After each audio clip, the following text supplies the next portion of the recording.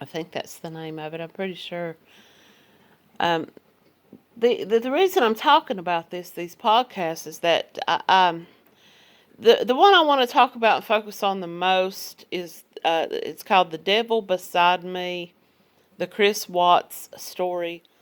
Now, this is a Dr. Phil podcast, and I found it on Stitcher. I think it's on Apple Podcasts as well, and probably other types of podcasts.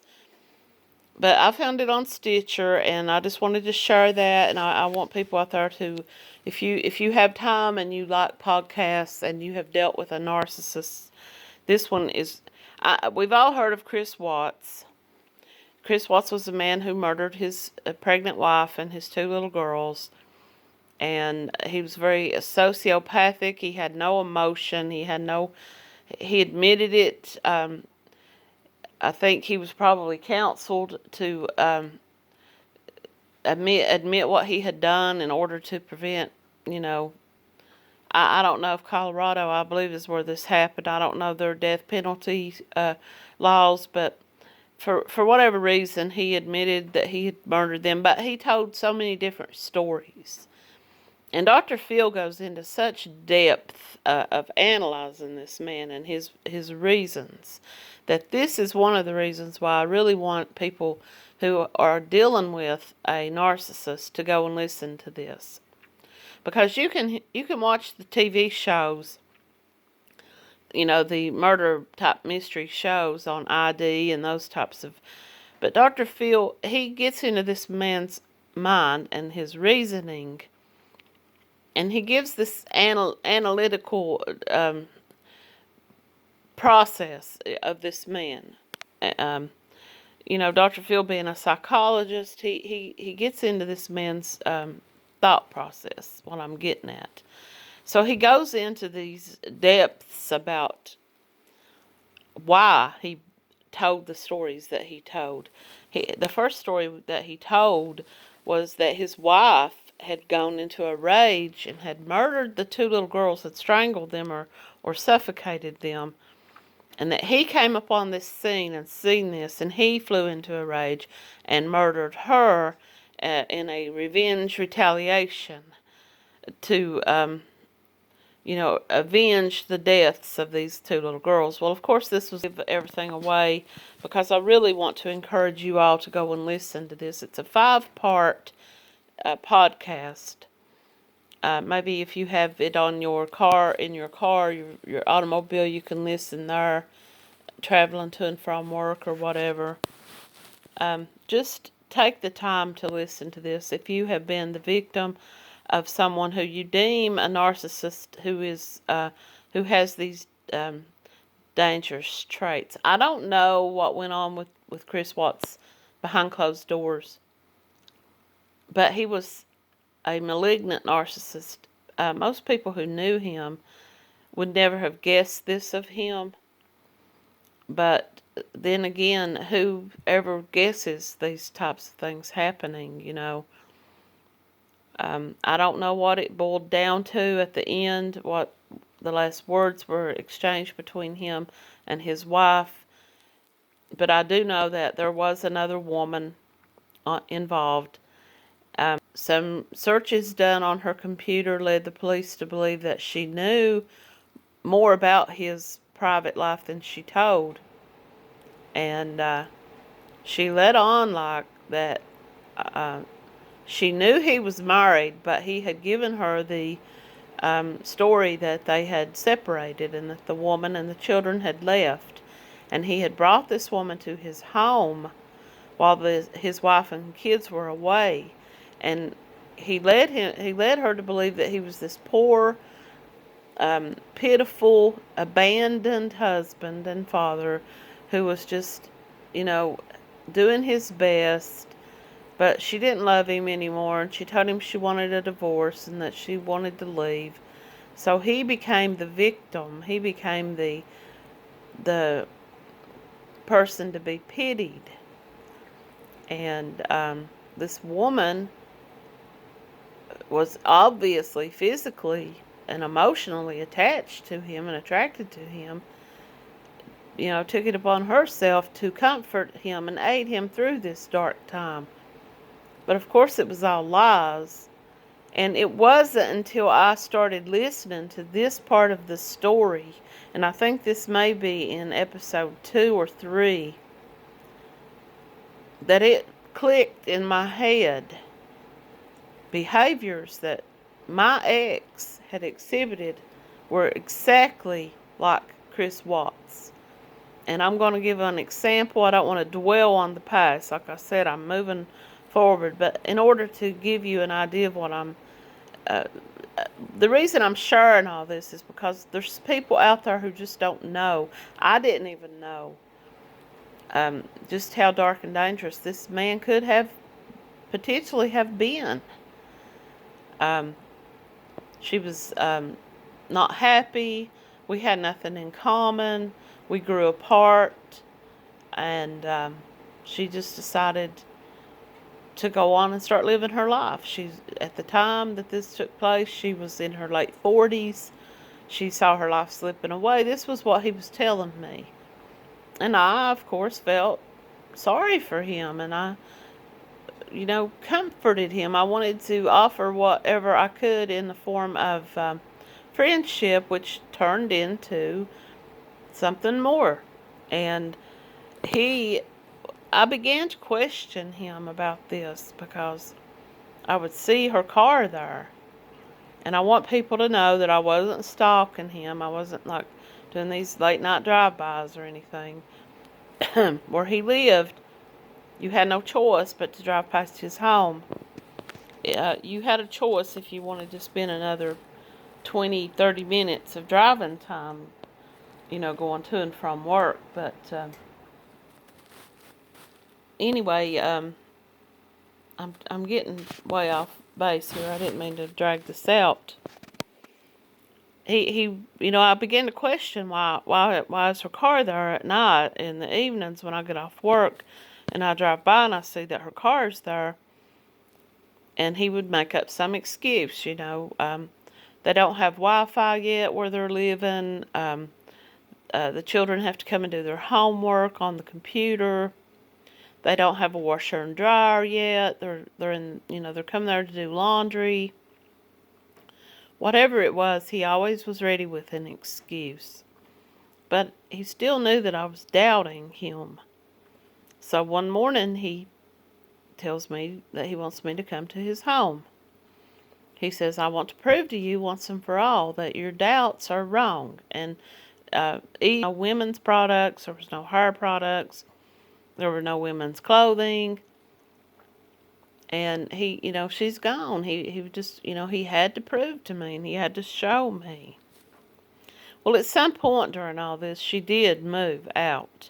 And I don't know what that was actually had to do with the fact that he was telling me the truth, that, all the stuff he was telling me that she really wanted out and she was the one leaving, or if she found out about me and him, or if she found out, or if he told her that he wanted them to split up. I don't know, because I never learned the truth, and I doubt to this day that she does either. I'd say she doesn't know any more about the truth than I do, because you can't get the truth out of him, obviously. But I didn't mean to go back into all that. I just wanted to share that. It dawned on me and it clicked in my mind. Oh my goodness, this was exactly one of his behaviors. That he did the exact same thing that this Chris Watts had done. And I don't think Chris Watts thought this out as methodical as people want to think that he was, as sociopathic as he really is. I think that he may have been planning it, but he may have put his plan into motion a little bit too soon, because he didn't factor in one thing, was that he had not succeeded in isolating his wife. She was a very social person, and she was on social media, and she had people from her job who checked in on her regularly. And people knew that there was something going on in their marriage.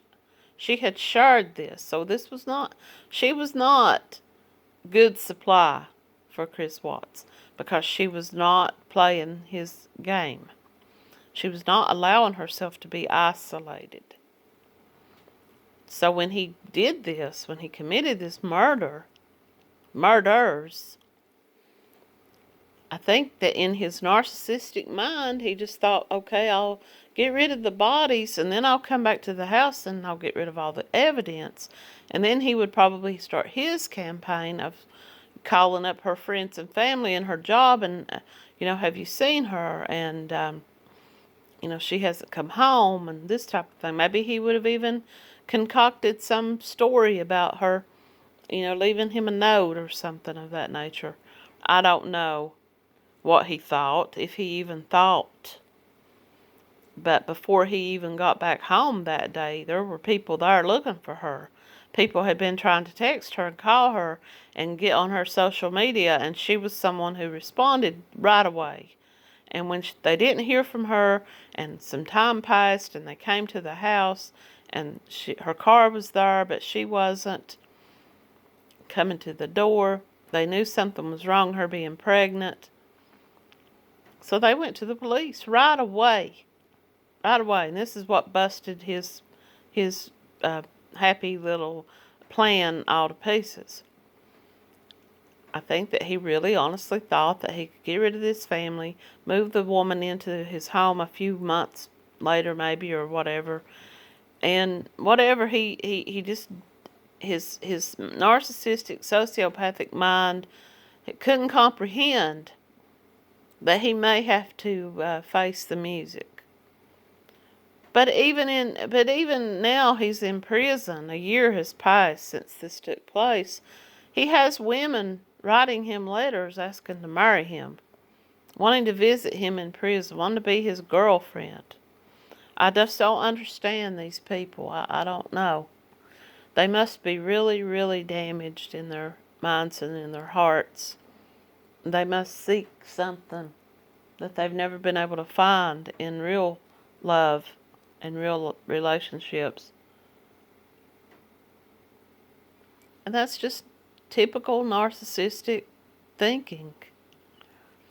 And another one that I want to talk about, of course, if most of you've probably heard of, is Dirty John. And if you haven't, you really, really need to, especially women. This one is over the top. This guy was not only a narcissist, sociopath, psychopath. This guy was, he had some mental, real deep mental dysfunction. I don't even know how to describe it. The story, Dirty John, picks up way late in his life after many incidences of destruction to other people. And that's all just narcissistic smear. But this man, he's probably one case of one of the worst cases I've ever heard of. That he just could not handle any kind of rejection. He could not handle any kind of being told no. Any kind of insult to his perfect plan. He mistreated people terribly. He blackmailed people. This is one thing I really want to talk about and point out here. He would meet people, married people, on the internet, on these hookup sites. And he would become involved with them, start a romantic affair, a sexual affair with them, gain their trust, and start taking dirty videos or, porno videos or naked nude photos of these people. He would take videos of them performing oral sex and that type of thing. And then he would blackmail them with these videos and with these pictures. And these people would be so horrified and scared of losing everything that they would pay him. And it was extortion. And he was not only doing this with women, he was doing this with men as well. And just anyone who he could find. And it wasn't even people with a lot of money. One person, it was that when he had gotten out of prison, part of his parole was that he had to attend Narcotics Anonymous meetings. And of course, he was using drugs. He was using any drug he could get his hands on. He was stealing drugs from people. He was blackmailing people to get drugs for him. And one person that he became involved with in this way was the Narcotics Anonymous person who ran that meeting. And he was blackmailing this man, not only for money, but to make this man sign his papers. And if you go and listen to this podcast, you will not be disappointed that you listened. You can find the show on Netflix, Dirty John. I think it's like a 5 or 6 part mini-series. Very, very, excuse me. It's very informative for anyone going through narcissistic abuse. And I was sitting there, even though I've already heard about this case many times over. I've seen it on Dr. Phil. I've seen it on other talk shows. I'd listened to the podcast. But as I'm watching the series on Netflix, I'm looking at this woman that he had become involved with. And I'm saying, what is wrong with you? Are you crazy? Are you stupid? What is wrong with you, woman? But even as I'm saying that, I'm remembering my own self and things that I did with the narcissist that other people would say, are you crazy? You know, and anybody who's been involved with a narcissist knows. And I've read this about it and don't have a support system to turn to. And then the most recent podcast I want to talk about is one that I've been listening to. I've got it up on my computer right now. Let me find it here real quick. It's called The Vanished Podcast. The one I'm listening to right now is called Donna Mae Burrell. Bayerl. I think they pronounce that Burrell. Like barrel. Like a water barrel. Donna Mae Burrell. And this took place in 1979.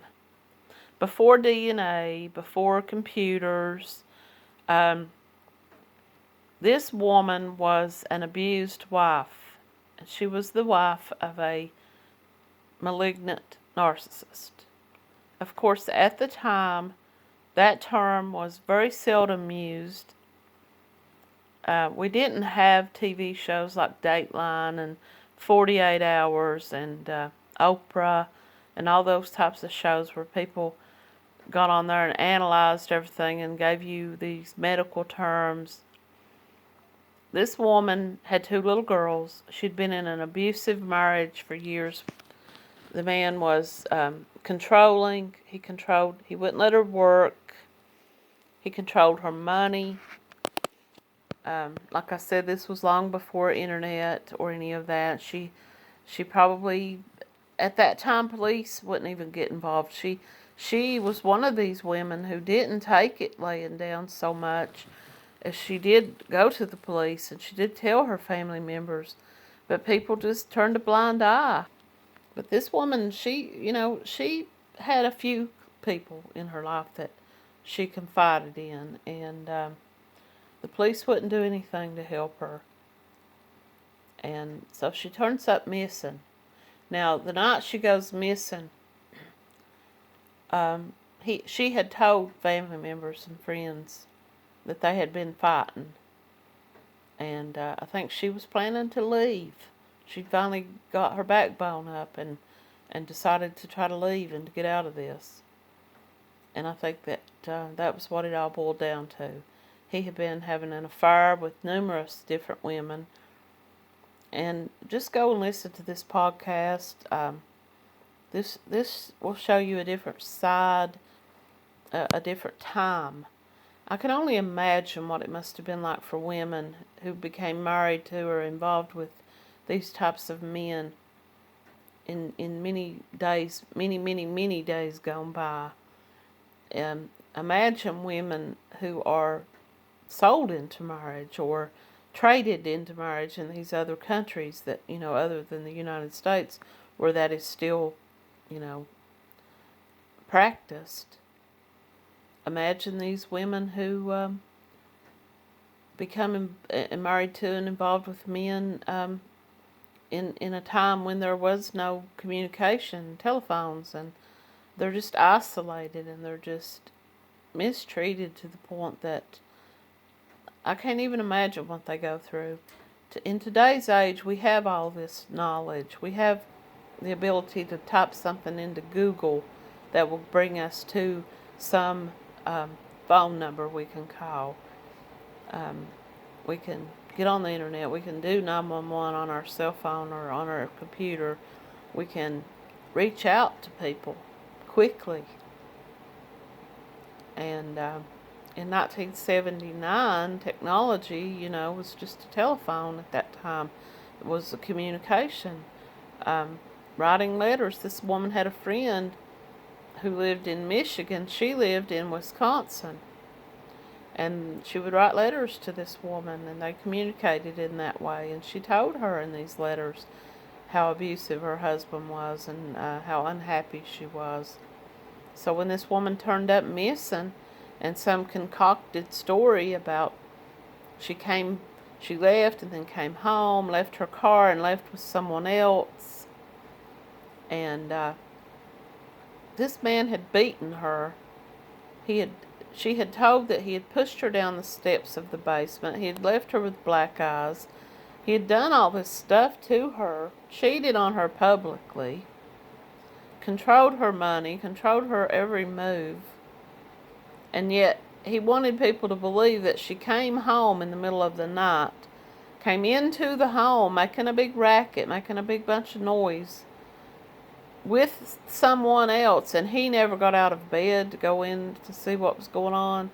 Now, this was a controlling narcissist. This didn't happen, but if it had happened the way he told, he would have been in that room demanding attention, demanding whoever she was with to leave so that he could abuse her further. And everybody knows this. And now I'm not finished this podcast, so I can't really give any conclusion to how this turned out. Of course, as I'm listening to it and I'm into episode 3, many years have passed. The children are grown and they're remembering things. And he mistreated people. And one woman that he was married to, I don't know if they got married or they were going to get married. She had started to become abused, and she had contacted the mother of the woman that went missing, and the mother told her, if you value your children and you value yourself, you will get out of that home and you'll get away from that man. And she did, and that probably saved her life.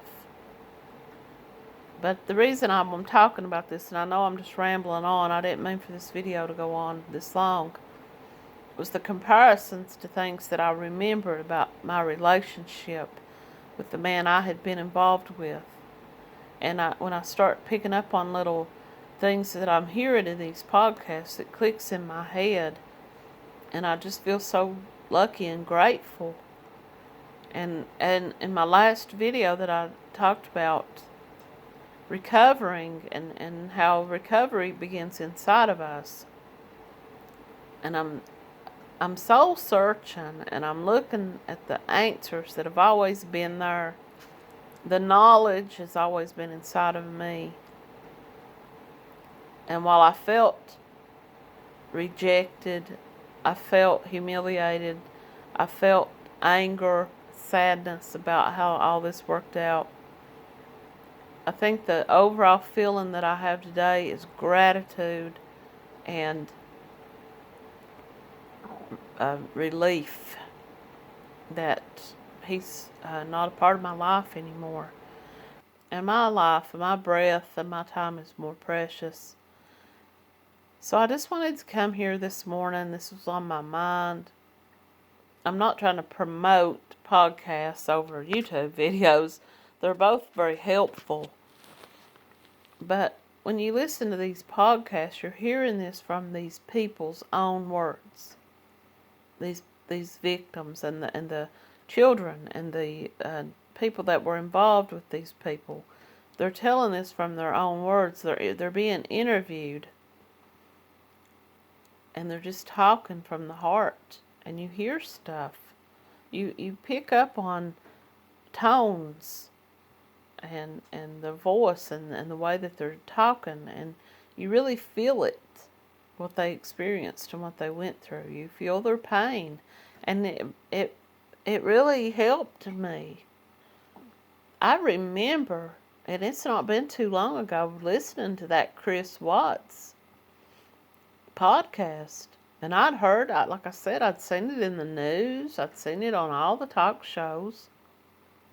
But there's things in there that these people tell. The mother, this woman's mother, her story, and her friends talking and telling things that this woman shared with them that we don't hear about. But it's not just the story, it's the way that they tell it. And it's the emotion that you pick up on, because they're so special. I mean, this is how they feel about themselves, and they're so much more grand, and everybody, believes everything that they say, and how could anybody doubt them? But I'm not gonna dwell on all that. I just wanted to come and talk today about those podcasts. I really encourage you to listen to these stories, and hopefully this will help save someone out there. Someone may be at home right now with a partner who's mistreating them, and they're picking up on these signals, and they may hear this podcast and see behaviors and traits that they are dealing with, and it may help them to get away with their lives and the lives of their children. And I just hope everybody has a great day and just stay narc free. And thanks for listening.